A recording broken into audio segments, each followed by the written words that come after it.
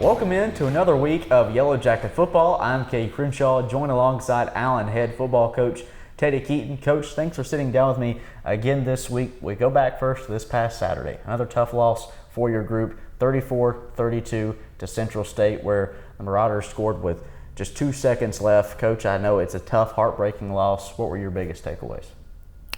Resilience. I think my guys fought. They played hard. They've been doing that for 4 weeks in a row, and we just got to figure out a way to put one play or one drive or something together to be able to finish the game. And that's been the key word: finish the game. I know it's the $1,000,000 question, but what will be the key to getting over that hump and closing the gap in these single-point losses? I think growth. I think we're the best 0-4 team in the country, and I really believe that. I think the guys play well. They play hard. I can't fuss at them about what they don't do. It's just a little small details that we may left out. On a one play, Armone, he dropped the third down pass. One time, a guy dropped a basket. I think it was 4. He dropped the back. The pass went straight through his hands. It could have probably sealed the game. We dropped the interception. That could have sealed the game. The guy snaps the ball over his head, and we don't make that play. That could have sealed the game. We missed the tackle here that gave him another first down. That could have sealed the game. So it's little small things that you see along the way that once they grow up and they get better football IQs and be able to just play the game and keep playing the game. And I really didn't like the second quarter play. There was a lot of disastrous things that happened in the second quarter.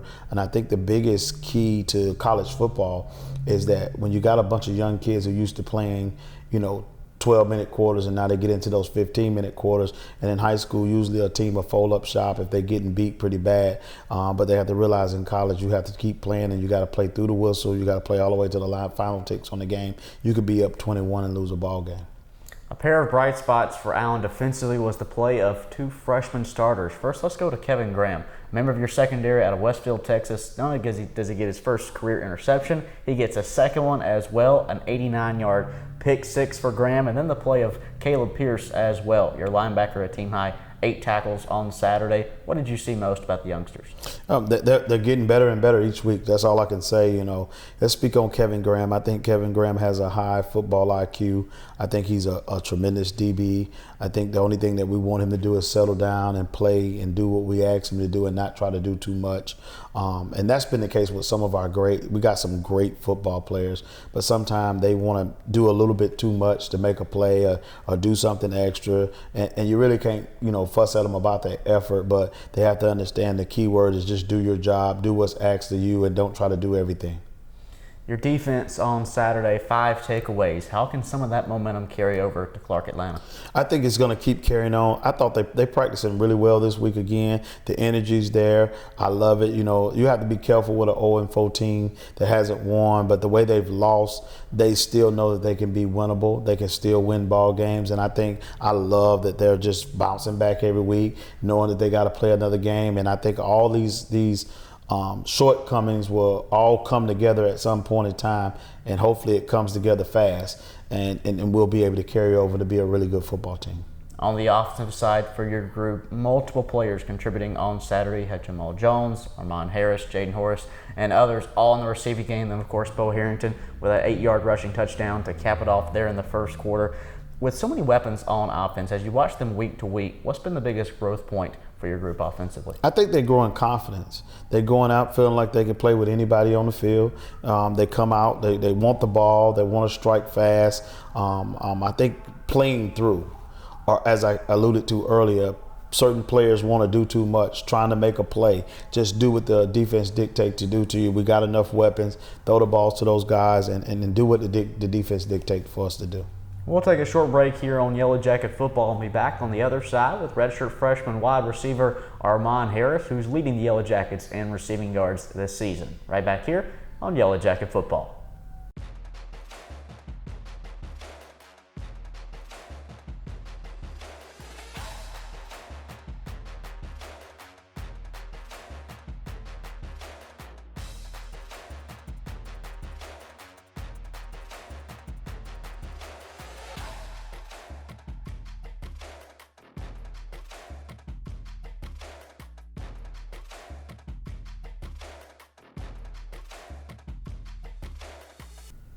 Welcome back to Yellow Jacket Football. I'm Cade Crenshaw, now joined by redshirt freshman wide receiver Armone Harris. Armone, first off, thanks so much for sitting down with me this week. You're a couple weeks in to your first season of collegiate football. How have things been going for you? Things been going real well. Just getting to see different defenses that I'm going against and letting David just do what he do. It's your first season out on the field, but not your first season here at Allen. Redshirting last year, from sitting on the sidelines and learning behind the scenes and training on off game days, how did that redshirt season best help you for success in 2022? Like Coach Keaton said, like as a freshman, you try to come in and like a lot of freshmen be nervous, so that knock out their game a little bit. So you got to prepare a little different. You just got to be on your P's and you got to be on your Q's. But it helped me a lot because the mental part really, not really the physical part. Because I already know I'm a little guy. I've been a little guy my whole life, so I knew once like I was gonna be little still coming in, but I just knew I had to be mentally ready and be like mentally focused. Just on an inward look, checking yourself in the mirror right here, what's the biggest difference you see in yourself today from a year ago? The mental part again. When I came in, I was real nervous, trying to do everything perfect. Now it's like if I drop a ball, all right, it's the next play. Well, so far this season, Armone's been off to an incredible start. Your best game to date was at Tuskegee, 11 catches, 145 yards. You had 68 yards this past Saturday in the loss to Central State. But Armone, as you go week to week, how do you watch film and say, I need to work on this or I need to work on that? What are some of those keys that stick out to you? I watch film as soon as Coach Keaton drop it. Like I access film already dropped, so I can know the defense tendencies and I can know what I need to do this week. If I know I need to sit down or I need to keep going, or just if I can tell David like, hey, you see that, and then that's exactly how it goes. Too many receivers want to stick to the sidelines too often. You're not afraid to dart across the middle of the field. Is that part of that underdog mentality like you talked about? You've always been one of the smaller guys on the field. Just say, I'm just going to go wherever I'm open? Yeah, the middle of the field is open like 90% of the time. So you got to just use your brain and not know like to get crashed in there. You just got to learn either to sit or keep going or knowing what the safeties are before the play. Well, you mentioned quarterback David Wright III. You and him have known each other for quite a long time now, both from the Tampa area and Tampa Technical High School. You're now here making big plays at Allen. What does it mean to you to see your relationship and chemistry carry over from the fields of Tampa up here to Columbia, South Carolina?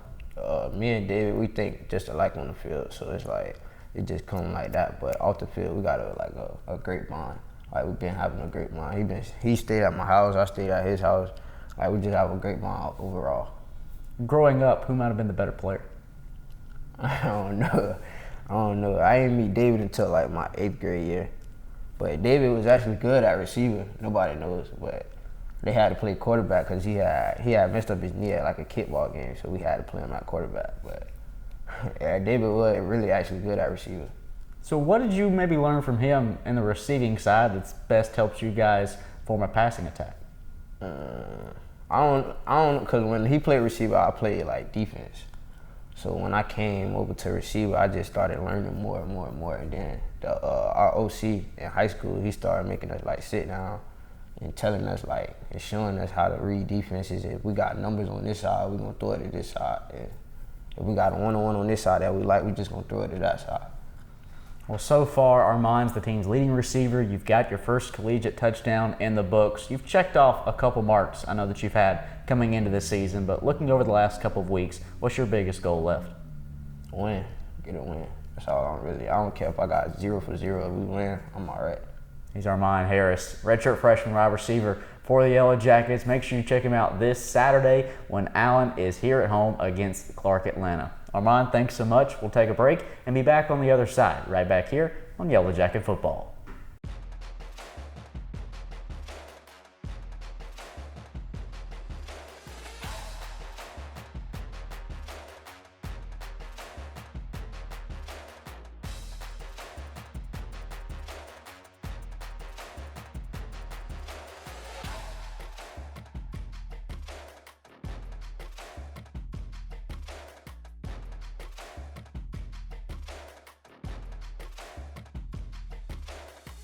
Back with Coach Keaton Coach Armone Harris, he's a special player that you kept in the shadows last season, tucked away and hidden from everybody except your own team, and that was their ability to just practice and get better each and every week during his redshirt season. I ask him the same thing, but I'll turn it to you as a coach.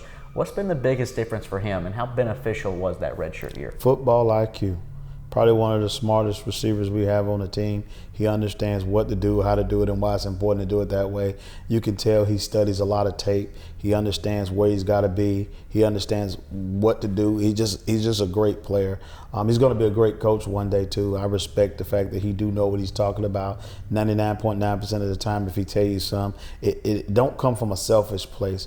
If I could get him to horn in a little bit more of how he deliver it, he's so passionate about the game that it could come off to some people as he's disrespectful or whatever. But his passion of the game is really like at a high level, and I love the fact that he goes out every weekend and week out, and he did something this week that he hadn't done in the last 4 games.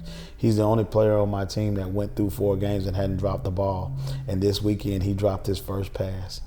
Well, unfortunately, the drop pass was not what we wanted to. That wasn't the first we wanted to see, but hopefully it's the last, right? Yes, I hope so too.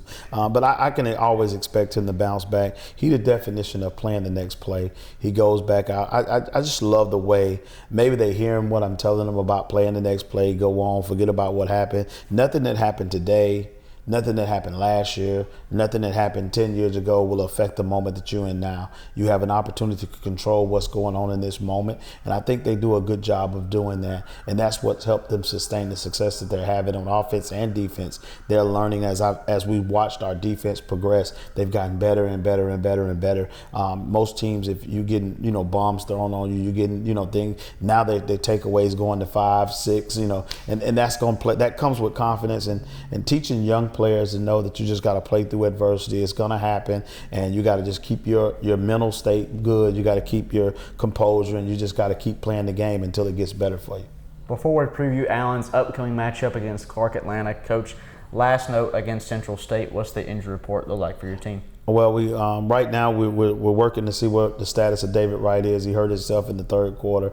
We'll see what happens there. But like I said, we always have this model next man up. I have a great backup quarterback that he's a really, really good. He's a transfer from Georgia Southern. He does a really, really good job at executing. I think the players around him believe in him. And we went in the 3rd quarter and he threw a touchdown pass. It went straight off the bench and threw it, and then he executed some good plays and some drives. So if it's the case that he has to play, we'll ride with him. Well, Michael Reese could be a big part of Saturday's game, but he's already a big part of Allen's team in that 1-2 punch of David Wright III and Michael Reese at quarterback. Well, this coming Saturday, a 6 o'clock kick, Allen will play host to Clark Atlanta, coach a 1-4 team, but like you said a little bit earlier, this is a talented Clark Atlanta team, one of the best 1-4 teams in the country. That's right. Those guys are going to play hard. Coach Slater is a legendary coach. He's won a lot of national championships, been in a lot of big games. I have a tremendous amount of respect of what he brings to the game. Everybody's going to try to give their best shot to Allen, and Allen's going to give everybody their best shot. So we'll just have to see what it is down the way. I think we've played each other 3 or 4 times, and we won one there, we lost there, and they coming back here now. So we'll see what happens here. What will be the biggest challenge they'll present to you? I just think that the learning the newness of the team. I mean, they're on the new leadership, they're on the new direction, learning the defense, learning their offense, and there's some different things that we see on film that is going to cause some complications. But they have a really good running back. They have a quarterback. They got 2 quarterbacks that can really put the ball around. They got a couple great receivers, some big receivers, and they got a big tight end that's pretty good too. So we'll see what happens there. And on defense, they could pose some problems. They got a safety that's returning, number 7, that was pretty good. He caused us a little havoc last year. I think that we just have some challenges, but it's never about them. I say it all the time. I've been telling the team that the only people that beat the Yellow Jackets is the Yellow Jackets. And a lot of times we have to clean up about what we do, how we execute, the level we want to execute at, and don't take any plays off. And that's been hard to teach to young men to understand that it's never about what they do, it's about what you do. You play a selfless opponent. You play against yourself. As we alluded to earlier, as we was talking to Armone, you hear how Armone talks about himself and what he does and how he prepares himself for the game to be ready. So when the moment comes, you have to get better as an individual so you can help the team collectively. And he's an example of what I speak on at that point. Make sure you check out all these talented players on Saturday. Tickets are available at auyellowjackets.com. Just go up and click on that ticket tab, and we'll see you Saturday night at 6 where the Yellow Jackets will play host to Clark Atlanta. Well, for Teddy Keaton, I'm Kay Crenshaw. That's it for us this week. We'll see you next time right back here on Yellow Jacket Football.